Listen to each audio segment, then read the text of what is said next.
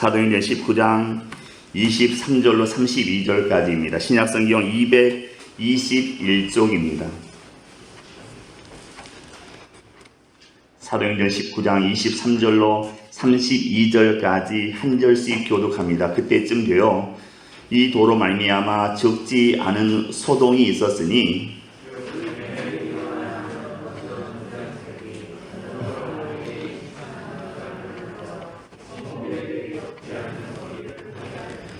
그가 그 직공들과 그러한 영업하는 자들을 모아 이르되 여러분도 알거니와 우리의 풍족한 생활이 이 생업에 있는데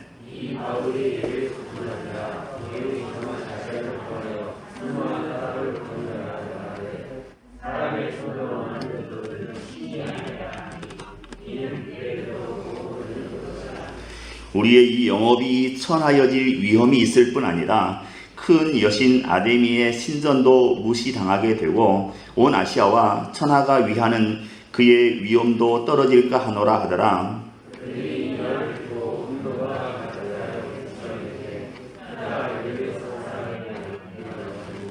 온 시내가 요란하여 바울과 같이 다니는 마게도냐 사람 가이오와 아리스다고를 붙들어 일제히 연극장으로 달려 들어가는지라.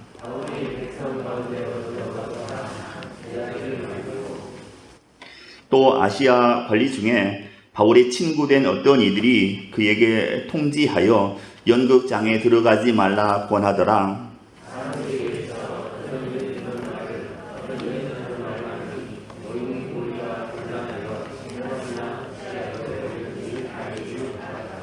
아멘. 오늘 본문이 쉽지 않은 본문이라서 잠시 이해를 돕기 위해서 사진 몇 장 보여드리고 시작하겠습니다. 보면 아데미 신전입니다. 아데미 신전 지금은 파괴되고 기둥들만 나와 있습니다. 조강도를 만들어 놓습니다. 이게 아데미 신전입니다. 길이가 130m, 세로가 70m입니다. 가장 유명한 그 아테네에 있는 파르테논 신전보다 2배 큰 사이즈입니다. 다음 그림입니다. 이게 보면 나오는 아데미 여신입니다. 아데미. 좀 특이한 게 있죠. 가슴이 많습니다. 속된 말로 유방이 많습니다. 그런 이유는 이 아데미 여신은 풍요와 다산의 신이기 때문에 이 가슴이 많습니다. 많은 아이들을 젖먹일 수 있다 해서 다산의 여왕입니다. 다산의 신입니다. 아데미 여신입니다. 다음 사진 볼까요? 역시 아데미 여신입니다. 특이한 게 한쪽에 뭐가 많이 있죠. 이게 아데미 여신, 다산의 신입니다. 다음. 이게 이제 본문에 나온 데메디오라고 하는 은장색인데 이 사람들이 이제 이 아데미 여신 형상을 깎아서 은으로 만들어서 그 당시에 장사를 했다, 영업을 했다는 겁니다.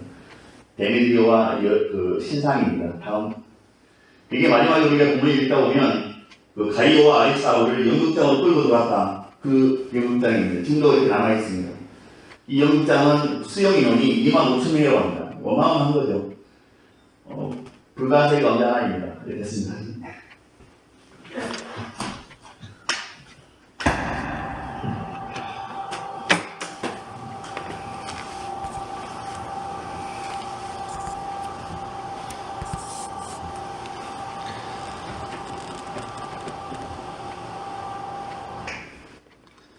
어떤 목사님께서 파키스탄에 다녀오셨습니다. 이 파키스탄은 우리가 잘 아는 대로 우상이 아주 득세하고 있는 그런 나라입니다. 어떤 사람이 길을 가다가 돌 부리에 걸려서 넘어졌습니다. 우리나라 사람 같으면 그냥 툴툴 털고 일어나서 가면 되는데 이 파키스탄 사람들은 그렇게 하지 않는다고 합니다. 거기에 서서 이런 생각을 한다고 합니다. 이게 뭐지? 그 많은 돌들 가운데 하필이면 이 돌일까? 또 하필이면 왜 나지? 왜 내가 이 돌부리에 걸려서 넘어졌지? 이렇게 생각을 한답니다. 그리고 더 나아가서 결론적으로 이 돌을 통해서 신이 나에게 어떤 메시지를 주는구나 이렇게까지 생각을 한다고 합니다. 그리고 그 자리를 뜰 수가 없어서 빨간 잉크로 그 돌부리 조금 튀어나온 그 돌부리에다가 빨간 잉크로 색칠해 놓습니다. 점을 찍어 놓습니다. 그리고 갑니다. 다음 사람부터가 문제입니다. 다음 사람이 와서 지나가다가 그 돌부리를 보고 이거 그냥 지나치면 자기에게 화가 임할까봐 자기도 거기서 빨간 잉크로 점을 하나 찍어놓고 합니다. 지나가는 사람마다 다 그렇게 합니다. 나중에 이 돌부리가 돌이 새빨갛게 됩니다. 빨간 돌이 됩니다. 그렇게 되면 사람들이 지나가다가 이걸 그냥 지나치면 우리에게 큰 화가 임할 것이다 해서 그때부터는 사람들이 이 빨간 돌에다가 다 절을 하고 지나가려고 합니다. 이게 파키스탄 사람들의 모습입니다. 우상이라고 하는 것은 이렇게 인간을 참 바보스럽게 만들어버리는 것입니다. 그 돌멩이 무슨 의미가 있습니까? 그냥 돌입니다. 돌은 그냥 돌입니다. 미신 타파라는 그런 말을 들어보셨을 것입니다. 미신 타파, 미신 척결. 이 말은 1970년 4월 22일에 박정희 대통령께서 새마을 운동을 시작할 때부터 생긴 말입니다. 당시에 박정희 대통령은 어떻게 하면 헐벗고 굶주린 이 나라가 잘 살 수 있을까 그걸 고민했습니다. 고민하면서 기독교 원로 목사님들을 청와대로 초청해서 의견을 들었습니다. 어떻게 하면 우리 대한민국이 잘 살 수 있겠습니까? 그때 목사님들이 박정희 대통령께 많은 조언을 해주었습니다. 그 중에 하나가 바로 미신 타파였습니다. 미신 타파. 그래서 이날 이후로 각 마을에 있던 성황당, 산신각들은 다 싹 불태워졌습니다. 무당들은 굿을 하지 않겠다는 각서를 써야만 했습니다. 무당들이 가지고 있던 모든 집기들은 다 불태워졌습니다. 심지어는 그 달밤에 정한수 한 사발 떠놓고 달님에게 빌던 그 행위조차 공식적으로 금지되었습니다. 이때 한국교회가 아주 급성장하게 되었습니다. 많은 사람들이 교회로 몰려왔고 이 시기에 여의도 순복음교회 같은 경우는 10만 명의 성도로 아주 초고속 성장하게 되었습니다. 그리고 이때 무당들, 점쟁이들은 전부 다 산속에 있는 절간으로 숨어 들어갔습니다. 아래서는 영업이 안 되거든요. 다 대통령이 성황당 산신각 다 때려 부수고 집기 다 태우고 그 무당짓 못하게 각서를 받았기 때문에 영업이 안 되는 겁니다. 그래서 그때부터 이 무당들, 점쟁이들이 산속에 있는 절간에다 숨어들었습니다. 그 전에 이 불교는 상당히 순수한 면이 있었는데 이때부터 이제 불교가 타락하기 시작합니다.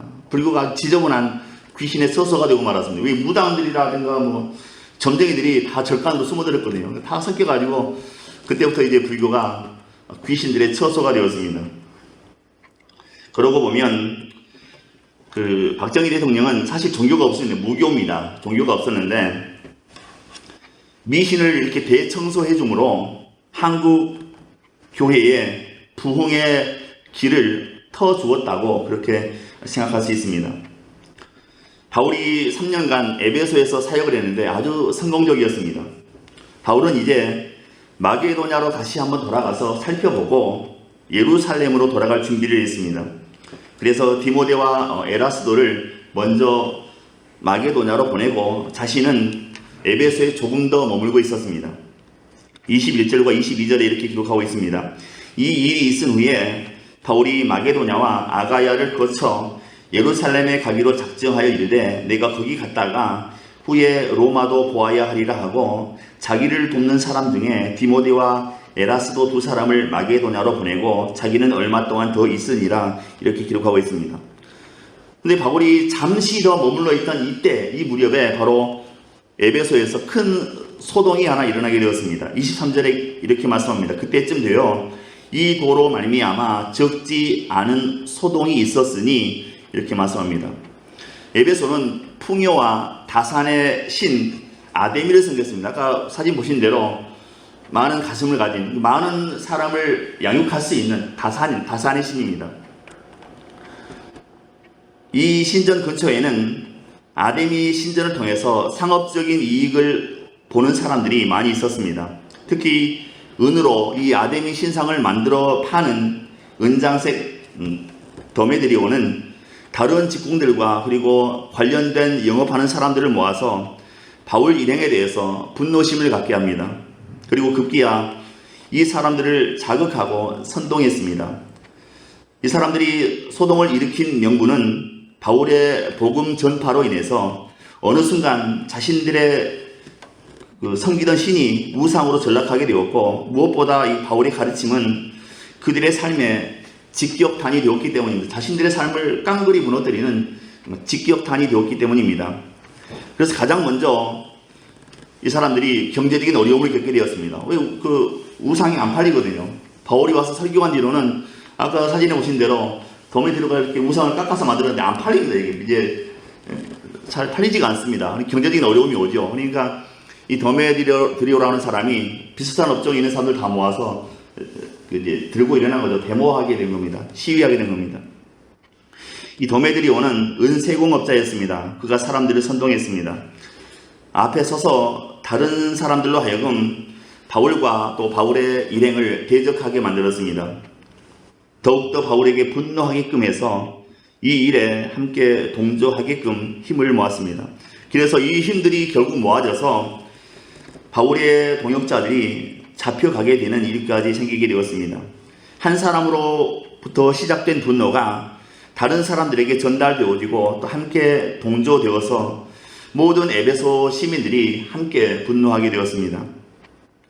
불과 얼마 전까지만 해도 이 에베소는 말씀으로 흥왕했던 그런 도시였습니다. 사도 바울이 두란노에서 2년 이상 말씀을 강론함으로 인해서 온 에베소시가 다 말씀으로 뒤집어졌습니다. 마법사들은 책을 가져와서 다 불태웠더니 은 5만이나 되었다고 했습니다. 이렇게 엄청난 부흥이 있었는데 불과 얼마 지나지 않아서 이 데메드리오라고 하는 이 사람 때문에 영적인 분위기가 완전히 바뀌고 말았습니다.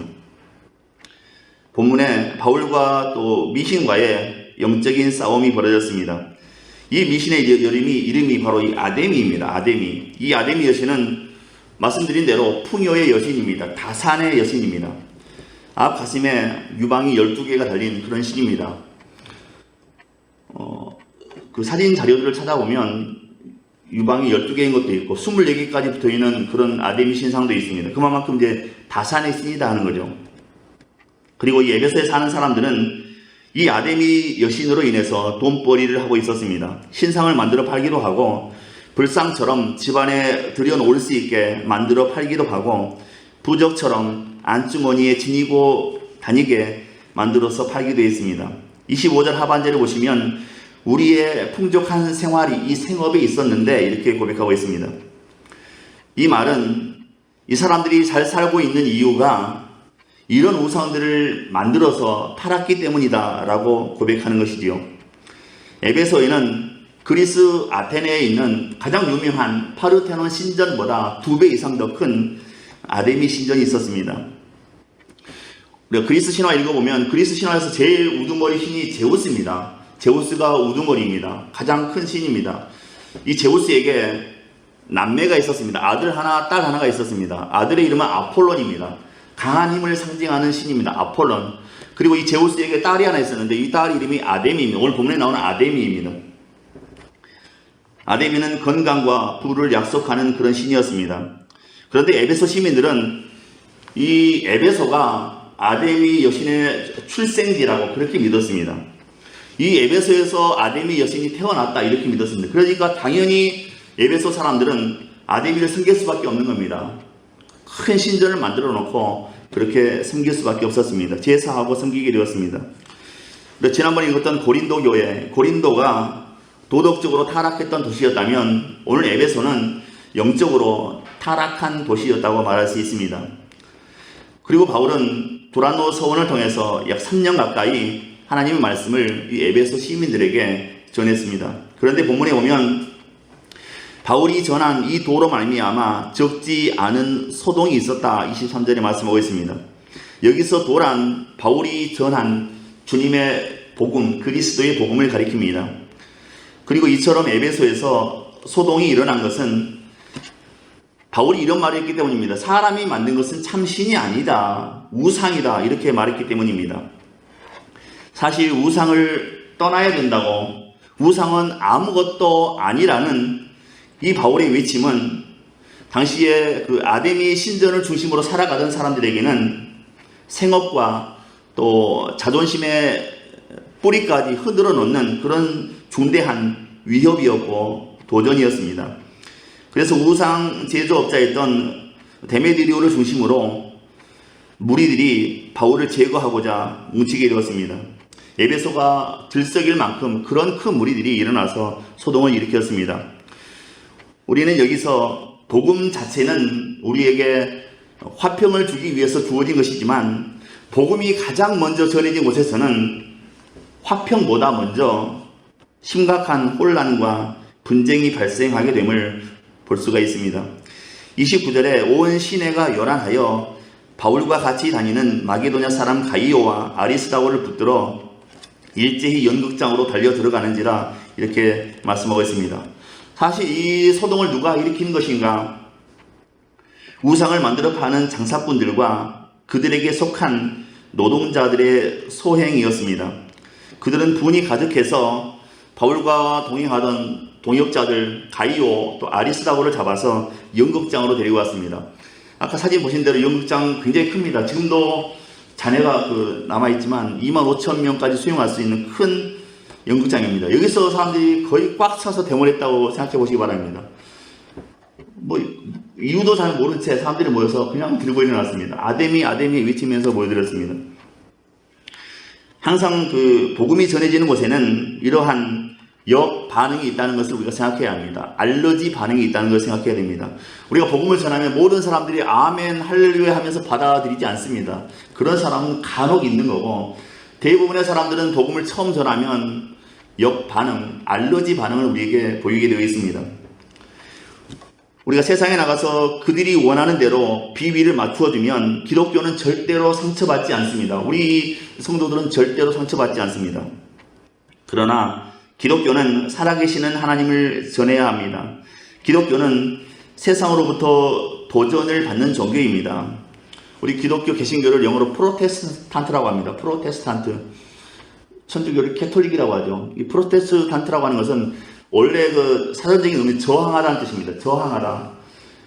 천주교와 함께 있다가 천주교가 너무 비성경적으로 가니까 거기에 저항해서 나온 무리가 개신교를 세워서 우리는 오늘날의 기독교입니다. 프로테스탄트. 근데 기독교라고 하는 게 계속해서 도전을 받는 종교입니다. 비진리는 진리 앞에 언제나 도전을 해오고 있습니다.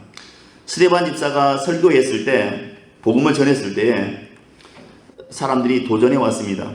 스데반이 담대히 설교하며 복음을 전할 때에 마지막으로 돌아온 게 박수가 아니었습니다. 돌멩이가 날아왔습니다. 이 돌멩이에 맞아 죽었습니다. 그럼에도 불구하고 우리가 붙들어야 하고 외쳐야 하는 것은 바로 예수의 이름입니다. 아주 오래전에 모니카라고 하는 여선교사가 중국에 들어갔습니다. 중국 어느 마을에서 선교하는데 그 마을에는 유난히도 점쟁이들, 무당들이 많았습니다. 점쟁이들은 돈을 잘 벌고 있다가 어느 날부터인가 이 선교사가 들어와서 점은 가짜다, 점은 사기치는 것이다 이렇게 설교하고 다니니까 점점 영업이 잘 안 됐습니다. 이에 화가 나서 무당들, 점쟁이들이 다 모여서 집에 있는 감자를 다 들고 와서 설교하고 있는 모니카 선교사님에게 다 집어 던졌습니다. 이 서양 돼지는 너희 나라로 꺼져라 하면서 서양 돼지야 너희 나라로 꺼져 하면 전부 다 감자를 집어 던졌습니다. 돌멩이 안 던진 게 정말 다행이죠. 아마 피가 날까봐 그랬는지 아니면 같은 종교인이라 그랬는지 모르겠지만 아무튼 돌을 던지지 않고 감자를 그렇게 던졌습니다. 이 선교사님이 그 감자를 다 먹어가지고 자기가 머물고 있던 집 그 앞마당에 다 심었습니다. 근데 하나님의 은혜로 정말 감자가 잘 됐습니다. 감자 풍년이었습니다. 그래서 이 모니카 선교사님이 그걸 다 이렇게 캐서 수확을 해서 다 분리해서 하나씩 이제 점쟁이들 집에 갔습니다. 점쟁이 집마다 그 감자를 가지고 갔습니다. 그리고 이렇게 얘기했습니다. 당신들이 내게 던져준 그 감자를 심었더니 이렇게 많이 거두었습니다. 그래서 나누고자 왔습니다. 이렇게 활짝 웃으면서 그렇게 얘기를 했습니다. 이 점쟁이들이 보니까 이 여자 선교사의 얼굴이 너무도 밝고 깨끗하고 피도 없고 그런 모습이었습니다. 그래서 점쟁이들이 여기에 감동받아서 돌이켜서 예수를 믿었다고 그렇게 전해주고 있습니다. 우리가 복음을 전하다가 어떤 곤욕을 당하든지 그건 따질 것 없습니다. 모든 것은 다 하나님께로부터 말미암았고 또 이 모든 사건을 통해서 하나님의 역사는 더 크게 이루어질 것이고 이런 소동이 있음으로 해서 사실은 복음이 더 크게 전파된다는 이 사실을 우리가 믿어야 되는 것입니다. 그렇기 때문에 우리가 복음 전하면서 두려워할 건 없습니다. 사도 바울과 그 일행이 아주 초연했던 것처럼 우리도 모든 핍박 속에서 우리가 당하는 모든 일 앞에 초연하게 잘 극복하고 이기고 참고 견디어야 하는 것이지요. 뿐만 아니라 한 가지 분명한 것은 바른 신앙을 찾아가는 길에는 반드시 핍박이 있다는 사실입니다. 바른 신앙을 찾아가는 길에는 반드시 핍박이 따라옵니다. 손해도 있습니다. 그것은 부득이하다는 것을 우리가 잊지 말아야 합니다. 디모데후서 3장 12절에 이렇게 기록하고 있습니다. 무릇 그리스도 안에서 경건하게 살고자 하는 자는 핍박을 받으리라 이렇게 기록하고 있습니다. 내가 오랜만에 전도했더니 아멘 소리를 못 듣고 욕만 먹었다. 이럴 때 우리가 이 말씀을 기억했으면 좋겠습니다. 이건 당연한 거고 이거 부득이한 일이 아닙니다. 본문에 나오는 이 아데미 신전은 가로가 70m, 세로가 130m입니다. 어마어마한 대리석 건물이었습니다. 이 신전은 아폴로 신전 다음으로 그 당시 세계에서 최고의 명성과 숭배를 받는 신전이었습니다. 이 아데미는 달의 여신으로서 인간이나 동물의 생산을 주관하는 그런 신이었습니다. 그래서 12개 이상의 유방을 가지고 있습니다. 또한 이 아데미는 에베소시의 수호신이기도 했습니다. 지금도 에베소의 성지순례 가면 가슴이 12개 달린 유방이 12개 달린 이 에베소 신상이 시내 곳곳에 세워져 있다고 합니다. 저는 에베소 안 가봐서 모르겠습니다. 갔다 온 분들의 얘기는 그렇습니다. 에베소 사람들은 이 아데미를 위해서 5월 한 달을 축제의 날로 보냅니다. 우리가 5월의 여왕, 5월의 여왕 그러지 않습니까? 대학교에서도 뭐 가장 예쁜 여학생 뽑을 때 5월의 여왕 그러지 않습니까? 메이 퀸, 5월의 여왕 그러는데 이 5월의 여왕 메이 퀸이라는 말은 여기에서 나오게 되었습니다. 아데미 여신을 위해서 5월 한 달 동안 축제를 벌였습니다. 여기에서 그 말이 유래되었다고 합니다. 이때에는 세계 곳곳에서 많은 관광객들이 몰려와서 축제를 즐깁니다. 그래서 아데미 여신상을 넣어두는 작은 함을 만들어서 관광객들에게 팔았습니다. 그 장사가 매우 짭짤했다고 합니다. 이 사업을 했던 사람이 본문에 나오는 이 데메드리오입니다. 그는 바울의 복음 전파가 결국 자기 사업을 망하게 할 것임을 예견하고 있었습니다. 그래서 그는 다른 직공들과 또 아무것도 모르는 시민들을 선동해서 본문에 나오는 소동을 일으키게 되었던 것이지요. 그러나 본문 32절에 보면 모인 무리가 분란하여 태반이나 어찌하여 모이는지 알지 못하더라 이렇게 기록하고 있습니다. 왜 모여서 우리가 왜 데모하는지 그 사람들이 몰랐다는 겁니다. 그냥 으쌰으쌰 하니까 따라 나왔는데 으쌰으쌰 하면서 지금 우리 뭐하고 있는 거지? 뭐 때문에 이러고 있는 거야? 그걸 사람들이 몰랐다는 겁니다. 이 데메드리오 때문에 얼떨결에 나왔는데 글쎄 이게 뭐야? 이런 사람들이 태반이었다는 겁니다. 왜 우리가 데모하는 거야? 이런 사람들이 많았다는 겁니다. 고고학자들의 발굴에 의하면 그 당시 이 에베소에는 그 연극장이 있었는데 25,000명을 수용할 수 있었다고 합니다. 그러니까 25,000명 다 안 찼겠지만 그 많은 사람들이 그 연극장 안에서 소리를 질러댔으니 얼마나 큰 난리가 났겠습니까? 에베소에서 이렇게 그 복음 전파에 큰 성공을 거둔 바울은 세계의 중심인 로마로 갈 준비를 하고 있었습니다. 21절에 그렇게 되어 있습니다. 바울이라는 한 사람이 만약에 로마에 나타나게 되면 로마를 지배하고 있는 악한 영들에게는 위기입니다. 절체절명의 위기가 찾아오는 겁니다. 그래서 사단은 바울이 로마로 오는 것을 결사적으로 막았습니다. 그래서 바울이 로마에 들어가는 길은 아주 험난했습니다. 본문의 소동을 통해서 먼저 한번 발목이 하마터면 잡힐 뻔했습니다. 근데 바울이 다행히 지금 이 현장이 없어서 잡히지 않았습니다. 그리고 예루살렘을 거쳐서 가이사랴로 내려갔는데 거기서 붙잡혀서 감옥에 2년간 있었습니다. 그 배를 타고 수개월에 걸쳐서 로마로 가는데 중간에 배가 난파되는 일이 일어났습니다. 이렇게 어렵게 로마에 도착했습니다. 거의 3년여 만에, 지금이 에베소에서 출발해서 거의 3년여 만에 로마에 도착했습니다. 감옥에도 있었고 배에도 있었고, 그것도 온전한 몸이 아닌 죄수의 몸으로 로마에 도착했습니다. 바울이 로마에 도착했을 때에 에베소처럼 복음 전파하기에 그렇게 좋은 환경이 아니었습니다.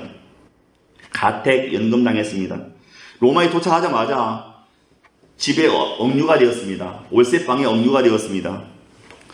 그와 같은 환경 속에서도 사도 바울은 복음을 전파했습니다.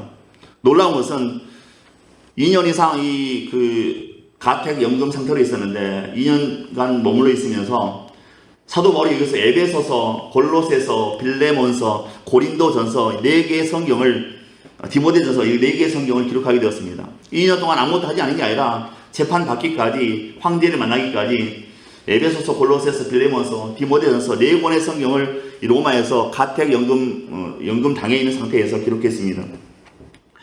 사도 바울을 막을 사람이 아무도 없는 겁니다. 감옥에 가다 놔도 찬송하고 그래갖고 막 감옥문 열어버리고, 집에다 가다 놔도 성경 써버리고 그러니 이거 뭐 세상에 당할 수 없는 사람이 바로 바울입니다. 도란노 소원에서 말씀 강론은 이 에베소라는 도시를 완전히 뒤집어 엎었습니다. 그리스도의 도가 바울을 통해서 에베소를 완전히 갈아엎었습니다. 그 당시 에베소 사람들은 큰 여신 아데미의 신 안에서 인간의 두려움을 피하고 있었습니다. 아데미 여신이 에베소 사람들의 생각을 지배하고 있었습니다. 그리고 예수 그리스도의 복음이 그들에게 임하자 이 아데미 신의 도는 산산조각이 나고 말았습니다. 아데미로 돈벌이 하던 사람들의 산업이 다 무너졌습니다. 이같이 그리스도의 도가, 그리스도의 복음이 사람 생각에 떨어지면 그들의 생각은 산산조각 나게 되는 것입니다. 왜냐하면 그리스도의 도, 그리스도의 복음은 살아있기 때문이죠. 세상의 도는 사람들의 생각으로부터 나왔기 때문에 생명이 없습니다. 그리고 사람이 중심이 되어서 그 도를 이끌어가지고, 우리 철학이라든가 뭐 이런 거 보면 사람이 머리에서 나와서 사람들이 이끌어가다가 끝나버리고 맙니다. 그러나 그리스도의 복음은, 그리스도의 도는 사람을 계속해서 이끌어가게 됩니다. 왜냐하면 그 안에 생명이 있기 때문이죠. 복음이 사람들에게 임하면 죽은 자가 살아나는 역사도 일어납니다. 죽은 자가 주님의 말씀을 들으면 다시 일어나는 그런 역사도 분명히 있습니다. 그리스 신화에 나오는 얘기 가운데 이런 얘기가 있습니다. 뱃사람들이 항해하다 보면 가장 두려워하는 섬이 있었습니다. 그 섬의 이름이 적막한 섬입니다. 이름은 지어지지 않았습니다. 그냥 적막한 섬. 이 뱃사람들이 배를 타고 쭉 지나가면, 그 적막한 섬을 지나가면 어느 순간에 아주 감미로운 예쁜 여자의 노랫소리가 들린다고 합니다. 그러면 이 뱃사람들이 그 노랫소리에 취해서 비틀거리다가 다 물속으로 뛰어드는 겁니다. 나중에는 빈 배만 그 바닥 위에 떠 있습니다. 자꾸 이런 일이 반복되니까 이 뱃사람들이 이제 좋은 생각을 냈습니다. 우리가 그 적막한 섬을 지날 때에는 노래를 부르자. 그래가지고 적막한 섬이 다가오면 다 같이 노래를 합창하기 시작했습니다. 뭐 돌림 노래든 뭐 아무 크게 합창했습니다. 그리고 그 적막한 섬을 지나갔습니다. 그러면 죽은 사람이 하나도 없었습니다. 모두가 살 수 있었습니다. 오늘 우리들에게 이 사탄의 소리, 사단의 소리를 잠재울 수 있는 소리가 무엇이겠습니까? 사람의 소리는 당연히 아니지요. 기계의 소음도 당연히 아닙니다. 오직 한 가지, 우리에게 주신 예수의 이름이 우리를 통해서 큰 소리로 나타나게 되어질 때, 높여질 때 사탄 마귀의 그 음성, 우리가 잠재울 수 있다 하는 것이죠. 우리의 현실을 보면 늘 막막합니다. 열심히 해도 안 되고, 열심히 안 하면 더 안 되고, 뭐 그런 세상 아니겠습니까? 그러나 미래를 보면 영광스럽습니다. 로마서에 말씀하기를 현재의 고난은 장차 올 영광과 좋게 비교할 수 없다, 이렇게 기록하고 있습니다. 미래가 없는 사람은 굉장히 불행한 사람이지요. 현재의 고난 밖에는 보이는 것이 없기 때문입니다. 앞으로 보여질 하나님의 영광을 보지 못하니까 지금 현재의 고난 앞에 무너지게 되는 것이죠. 영광스러운 미래를 보는 사람은 현실의 고난이 문제가 되지 않습니다. 용기가 생기고 기쁨이 생기는 것입니다. 하나님께서 사도 바울에게 말씀하셨습니다. 너가 고난 가운데 있지만 너는 분명히 로마를 보게 될 것이다. 너는 로마를 보게 될 것이다. 이 말은 무슨 얘기겠습니까? 너가 로마에 갈 때까지는 아무리 너를 엎어치고 되짚어 쳐도 너는 죽지 않는다. 그런 얘기 아니겠습니까? 이것이 사도 바울에게는 확신이 되었습니다. 로마를 보기 전에는 절대로 죽지 않는다. 나는 절대로 죽지 않는다. 이런 확신을 갖게 되었던 겁니다. 왜냐하면 하나님께서 너는 로마를 볼 것이다. 이 얘기는 넌 로마에서도 복음을 전할 것이다. 이런 얘기거든요. 로마에 가기까지는 아무리 사탄이 활기를 쳐도 난리를 쳐도 바울은 죽지 않는 것입니다. 그래서 우리가 흔히 하는 얘기로 사명이 있는 한 죽지 않는다고 그러지 않습니까? 내게 사명이 남아있는 한 나는 죽지 않습니다. 아무리 누가 칼 들고 달려들어도 나는 죽지 않습니다.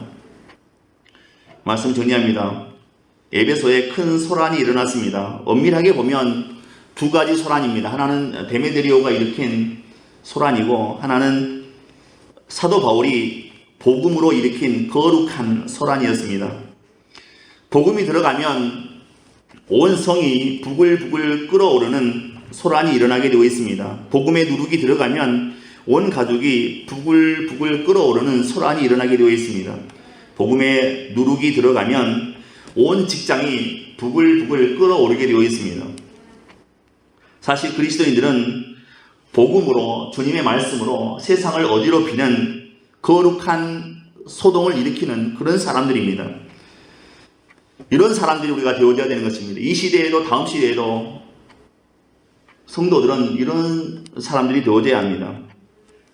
본문에 나오는 사도 바울과 또 그 일행들처럼 우리가 세상을 살아가면서 내가 소속해 있는 그 공동체 어떤 집단 안에서 복음으로 그 집단을 소동케 하는 요란케 하는 그런 복음의 사람들, 주님의 사람들 다 되어야 합니다. 이런 은혜가 있어지기를 주님의 이름으로 축원드립니다. 기도합니다. 은혜로우신 하나님, 이 시간 우리에게 믿음을 더해 주옵소서. 우리가 이 세상을 살아가면서 세상적인 것, 육신적인 것, 이것에 우리가 마음을 빼앗기지 않게 하시고 오직 주님의 복음을 온 땅에 전하겠다는 그런 사명감으로 살아갈 수 있도록 도우시고 축복하옵소서. 우리로 인해서 이 시대에 이 세상 가운데 거룩한 소란이, 거룩한 소동이 일어나게 하옵소서. 하나님의 영광이 나타나게 하옵소서. 믿고 감사하오며 예수 그리스도 이름으로 기도하옵나이다. 아멘.